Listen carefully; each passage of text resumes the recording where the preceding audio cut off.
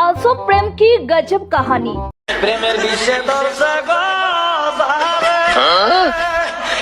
নৱবৰ্ষৰ শুভেচ্ছা যাচিব আহি ধৰা পৰিল তিনি সন্তানৰ পিতৃ। তিনি সন্তানৰ পিতৃয়ে দুই সন্তানৰ মাতৃক ইংৰাজী নৱবৰ্ষৰ শুভেচ্ছা জ্ঞাপন কৰিবলৈ আহি খালে ৰাইজৰ পৰা উত্তম মাধ্যম। নিশা 12 বছৰ পিছত প্ৰেমিকাক নৱবৰ্ষৰ শুভেচ্ছা জ্ঞাপন কৰিবলৈ গৈছিল দুৰন্ত প্ৰেমিক আলম নাজিৰুল ইছলামে। দুই সন্তানৰ মাতৃ এগৰাকী প্ৰেমিকা ৰূপচানা বেগমক নিশা আন্ধাৰত শুভেচ্ছা জ্ঞাপন কৰাৰ সময়তে ৰাইজে ধৰিলে দুই প্ৰেমিক যুগলক। উৰেনিশা পঘাৰে বান্ধি আবদ্ধ কৰি ৰাখিলে প্ৰেমিক আলম নাজিৰুল ইছলামক ৰাইজে। অৱশেষত ঘটনাস্থলীত মৈৰাবাৰী আৰক্ষী উপস্থিত হৈ উদ্ধাৰ কৰে আলম নাজিৰুল ইছলামক। নৱবৰ্ষৰ শুভেচ্ছা জ্ঞাপন কৰিবলৈ গৈ মৈৰাবাৰীৰ হাতীমৰীয়া গাঁৱত সংঘটিত হয় এই প্ৰেম কাহিনী। এতিয়া এই প্ৰেম কাহিনীয়ে সকলোৰে মাজত বিশেষ চৰ্চা লাভ কৰিছে। আপুনি ক'ত ধৰা পৰিছিলে? ঘৰতে। কেইটা বজাত ৰাতি? 1:30 বজাত। কিয় আহিছিলে মানুহজন?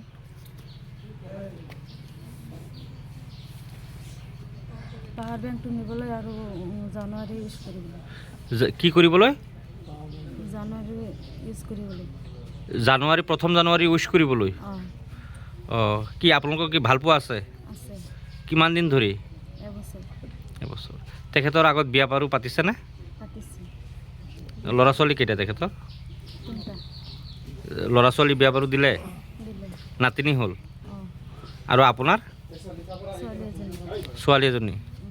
কিমান বয়স? 11 বছৰ। 11 বছৰ। এতিয়া কি আপোনালোকে সংসাৰ কৰিব আকৌ? মানুহজনে পৰকে প্ৰেম কৰিছে। মই এজনী হিন্দু ছোৱালী। মই যেতিয়া হিন্দু ছোৱালী আছিলোঁ তেতিয়া সি মোক প্ৰেম কৰিছে। প্ৰেম কৰি মোৰ লগত মোক বিয়া কৰিছে। কি নাম আছিল আপোনাৰ? মোৰ নাম আছিলে ববী দেউৰী। এতিয়া আপোনাৰ নাম কি? মই এতিয়া মোক নাম বনাই দিছে পাৰভিন চুলতানা। সি আনি মোক বনাইছে পাৰভিন চুলতানা। পিছত মই তাক ভাল পাই বিয়া কৰিছোঁ। মোৰ আগত আকৌ এজনী বিয়া কৰিছিলে। 2টা সন্তান আছিলে, 2জনী ছোৱালী। মই 2জনী ছোৱালীৰ পিছত মই অহাৰ পিছত সিহঁতৰ ডাঙৰ দীঘল কৰিছোঁ। পিছত এতিয়া মোক ভাল পাই আনিছে। মোৰ 16 বছৰ হৈ গৈছে আজি বিয়া হোৱা। 16 বছৰৰ পিছত এতিয়া মানুহজনে আৰু এজনী লোকৰ ঘৈণীয়েক গিৰিয়েক আছে, ঘৈণীয়েক ল'ৰা ছোৱালী 3টা ল'ৰা ছোৱালী হোৱা এজনী মাইকী লগত সি আকৌ হেৰি কৰিছে, প্ৰেম কৰিছে। প্ৰেম কৰি এতিয়া কালি ৰাতি 1:30 বজাত ধৰা পৰিছে। পিছত ধৰা পৰাৰ পিছত মোক মাতিছে সিহঁতৰ ঘৰত। সিহঁতৰ ঘৰত মাতাৰ পিছত মই গৈছোঁ। মোক যোৱাৰ লগে লগে তাৰ ভনীয়েকে আহি চুলিত ধৰি মোক টানি ঘৰত লৈ গৈছে। নিয়াৰ পিছত মোক সিহঁতে চবে মাৰিছে।